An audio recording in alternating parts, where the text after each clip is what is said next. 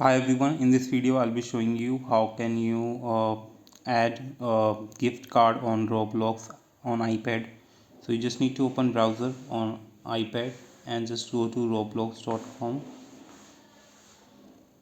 Make sure you have login already. So if you haven't logged in, just log in with your username and password and scroll down to the bottom. And here you can see at the bottom you can see this gift card over here.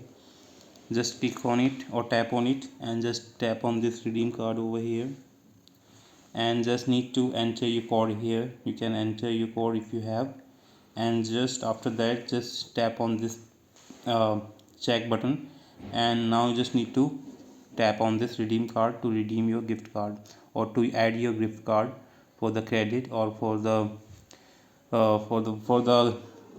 stuff that you want from your gift card. So yeah, that's how you can redeem your gift card, virtual item and promo code. You can enter anything you have. So hope you like it. Thanks for watching. Bye.